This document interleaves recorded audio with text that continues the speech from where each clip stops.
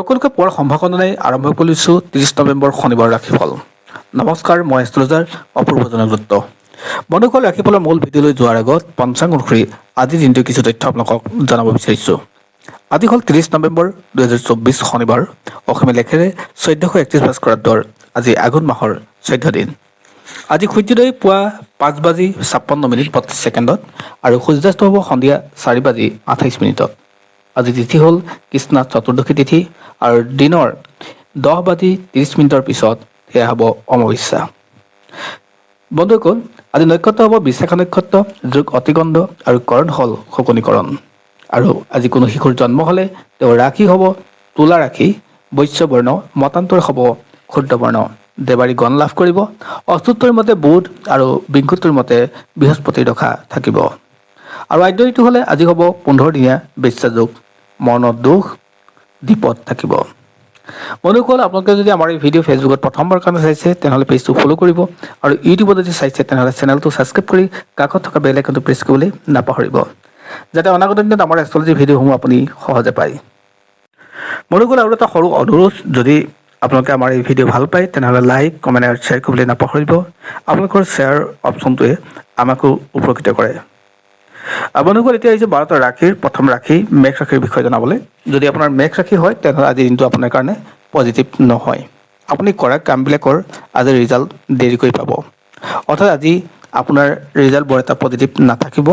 দাম্পত্য সুখো আপোনাৰ বৰ পজিটিভ নাথাকিব। গতিকে আজিৰ দিনটো আপুনি কথা কওঁতে, কাম কৰোঁতে কিছু সাৱধানতা অৱলম্বন কৰিব লাগিব। সৰু সৰু কথাবিলাকতে আপুনি থেপেচ নধৰিব বা সৰু সৰু কথাবিলাকত আপুনি যুক্তিৰে বিচাৰ নকৰিলে চলিব। আজি বৰ এটা পজিটিভ নাথাকে আপোনাৰ ক্ষেত্ৰত। ইয়াৰ ভিতৰত আহিছোঁ বৃষ ৰাশিলৈ। যদি আপোনাৰ বৃষ ৰাশি হয় তেনেহ'লে ঘৰুৱা সম্পদ বৃদ্ধি হোৱাৰ যোগ থাকে, অৰ্থাৎ মাটি বাৰী বা অন্যান্য ক্ষেত্ৰত যি সমস্যা আছে সেই সমস্যাবিলাক দূৰ হ'ব। আজি আপোনাৰ ক্ষেত্ৰত লাভৱান হ'ব। বিশেষকৈ আৰ্থিক দিশটো আপোনাৰ উন্নত হ'ব। স্বাস্থ্যৰ ক্ষেত্ৰতো উন্নত দেখা পোৱা গৈছে। আজি আপোনাৰ মাতৃ স্বাস্থ্যও উন্নত হ'ব। ইয়াৰ ভিতৰত আহিছোঁ মিথুন ৰাশিলৈ। যদি আপোনাৰ মিথুন ৰাশি হয় তেনেহ'লে আজিৰ দিনটো আপুনি স্বীকৃতি পোৱাৰ দিন। আজি ৰাজহুৱাভাৱে আপোনাৰ সুনাম হ'ব আৰু স্বীকৃতি পাব। স্বাস্থ্যৰ ক্ষেত্ৰতো উন্নত হ'ব আৰু ব্যৱসায় ক্ষেত্ৰতো আপোনাৰ ভাল হ'ব। আনহাতে বিবাহৰ উপযোগীসকলৰ কাৰণে আজিৰ দিনটো যথেষ্ট ভাল দিন। ইফালে আপোনাৰ ছাত্ৰ ছাত্ৰীসকলৰ ক্ষেত্ৰতো পজিটিভ আশা কৰিব পাৰি। ইয়াৰ ভিতৰত আহিছোঁ কৰ্কট ৰাশিলৈ। যদি আপোনাৰ কৰ্কট ৰাশি হয় তেনেহ'লে দিনটো আপোনাৰ কাৰণে শুভ হ'ব। মনৰ আশাবোৰ পূৰ হ'ব আৰু শুভ বুদ্ধিৰ উদয় হ'ব। আজি আপোনাৰ মনৰ আশাবোৰ পূৰ হোৱাৰ লগতে আপুনি যি কাম কৰে তাৰ ভাল ৰিজাল্ট পাব।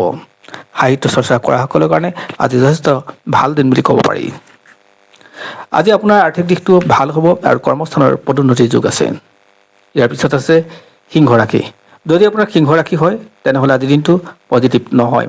আপোনাৰ কষ্ট বাঢ়িব, দায়িত্ব বাঢ়িব। আপোনাৰ কৰ্মস্থলীতে আপোনাৰ তৰ্ক বিতৰ্ক হোৱাৰ সম্ভাৱনা থাকে।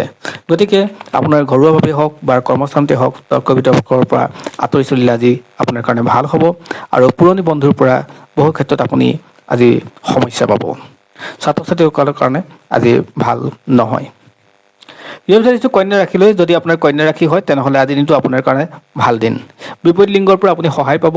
পঢ়া লিখা ব্যস্ত অৰ্থাৎ ছাত্ৰ ছাত্ৰীসকলৰ কাৰণে আজি ভাল দিন। আজি দিনটো আপোনাৰ কাৰণে যথেষ্ট ভাল। আপোনাৰ কৰ্মস্থানটো উন্নত মানৰ আপুনি লাভ কৰিব, অৰ্থাৎ কৰ্মস্থান আপোনাৰ কাৰণে পদোন্নতিৰ যুগ থাকিব। কৰ্মস্থানত আজি ঘৰুৱাভাৱে আপোনাৰ কাৰণে লাভদায়ক হ'ব। আজি যি কাম কৰে তাৰ ভাল ৰিজাল্ট পোৱাৰ যোগ থাকে।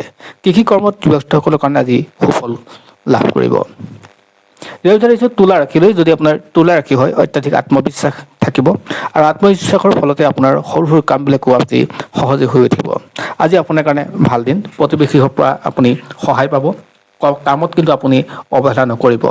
অধ্যয়নত ব্যস্তসকলৰ কাৰণে যথেষ্ট ভাল দেখা গৈছে আৰু প্ৰেমিক প্ৰেমিকাসকলৰ ক্ষেত্ৰতো নতুন খবৰ আহিব পাৰে। ইয়াৰ ভিতৰত আহিছোঁ বৃশ্চিক ৰাশিলৈ। যদি আপোনাৰ বৃশ্চিক ৰাশি হয় তেনেহ'লে দায়িত্ব বাঢ়িব, কৰ্তব্য কৰিব লাগিব। শত্ৰুৰ পৰা আঁতৰত থাকিব আৰু জনা নজনা সকলো শত্ৰুৱে আপোনাক কিন্তু আজি বিপদত পেলাব পাৰে। আজি স্বাস্থ্যৰ ক্ষেত্ৰত আপুনি আজি সজাগ হ'ব লাগিব। ঠিক তেনেকৈ আপোনাৰ পিতৃ মাতৃৰ স্বাস্থ্যৰ ক্ষেত্ৰতো আপুনি সজাগ হোৱাটো দৰকাৰ। আজি ছাত্ৰ ছাত্ৰীসকলৰ কাৰণে বৰ এটা পজিটিভ নাথাকে আৰু ধৰ্মীয় অনুষ্ঠানবিলাক আপোনাৰ ঘৰত আজি সুকলমে হৈ যাব। ইয়াৰ ভিতৰত আহিছোঁ ধনু ৰাশিলৈ। যদি আপোনাৰ ধনু ৰাশি হয় তেনেহ'লে আৰ্থিক দিশটো আপোনাৰ কাৰণে যথেষ্ট উন্নত হ'ব। আজি আপোনাৰ সঞ্চয়ৰ পৰিমাণ বৃদ্ধি হোৱাৰ যোগ থাকে। শত্ৰুৰ পৰা আপোনাৰ লাভ হ'ব আজি।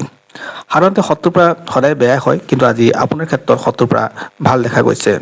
শ্ৰদ্ধা ভক্তি বাঢ়িব আৰু কৰ্মস্থানত আপোনাৰ মান উন্নত হ'ব। ব্যৱসায়িক ফালৰ পৰা যদি চাওঁ তেনেহ'লে আজিৰ দিনটো আপোনাৰ ব্যৱসায়িক গ্ৰথো দেখা গৈছে। ইয়াৰ পিছত আহিছোঁ মকৰ ৰাশিলৈ। যদি আপোনাৰ মকৰ ৰাশি হয় তেনেহ'লে ফুৰা চকা ব্যক্তিসকলৰ কাৰণে আজিৰ দিনটো যথেষ্ট ভাল দিন। আজি আপোনাৰ কাৰণে লাভদায়ক হ'ব আৰু আজি আপুনি মান সন্মানো পাব। অৰ্থ সংকট আপোনাৰ দূৰ হ'ব, প্ৰেমত আনন্দ লাভ কৰিব আৰু ঘৰুৱা অশান্তিবিলাক আপোনাৰ দূৰ হ'ব। পতি পত্নীৰ মাজত প্ৰেম ভাৱ জাগি উঠিব। আজি আপোনাৰ কাৰণে ভাল দিন। যদি আপোনাৰ কুম্ভ ৰাশি হয় তেনেহ'লে দায়িত্ব পুনৰ বাঢ়িব। পূৰ্বৰ দিনৰ দৰে আজিও আপোনাৰ দায়িত্ব বাঢ়িব আৰু ৰাজহুৱা ব্যস্ততা আপোনাৰ বাঢ়িব। ৰাজসাহাৰ্য পোৱাৰ যোগ থাকে যদিও আজি কষ্ট কিন্তু আপোনাৰ যথেষ্ট হ'ব। জ্যেষ্ঠজনৰ আশীৰ্বাদ লৈ আপুনি কাম কৰিব পাৰিলে বা পৰামৰ্শ লৈ কাম কৰিব পাৰিলে আপোনাৰ ক্ষেত্ৰত আজি ভাল যোগ হ'ব। আজি স্বাস্থ্যৰ ক্ষেত্ৰত আপুনি কিন্তু অলপ সজাগ হোৱাটো দৰকাৰ। আৰু ইয়াৰ পিছত আহিছোঁ মীন ৰাশিলৈ। যদি আপোনাৰ মীন ৰাশি হয় তেনেহ'লে প্ৰেমত আনন্দ পাব, ঘৰুৱা অশান্তি দূৰ হ'ব, স্বাস্থ্যৰ ক্ষেত্ৰত উন্নত হ'ব। শিল্পীসকলৰ কাৰণে আজি কিন্তু সফল হোৱাৰ যোগ থাকে আৰু আজি পদবী লাভ কৰিব। আজি আপোনাৰ যি কাম কৰিছে তাত আপোনাৰ প্ৰমোচনৰ যোগ থাকে আৰু আপোনাৰ নিজৰ মনোবল বৃদ্ধিৰ ফলত আজি সৰু সুৰা সকলো কামে আপুনি সহজে সফল হৈ উঠিব। আৰ্থিক দিশটোৰ কথা চিন্তা কৰিবলগীয়া কথা নাথাকে। আজি আৰ্থিক দিশত আপোনাৰ যথেষ্ট পজিটিভ দেখা গৈছে। বন্ধুসকল, এয়া আছিল আজি দিনটোৰ ৰাশিফল। যিসকলৰ ৰাশি শুভ বুলি ক'লো তেওঁলোকে নতুন কাম আৰম্ভ কৰিব।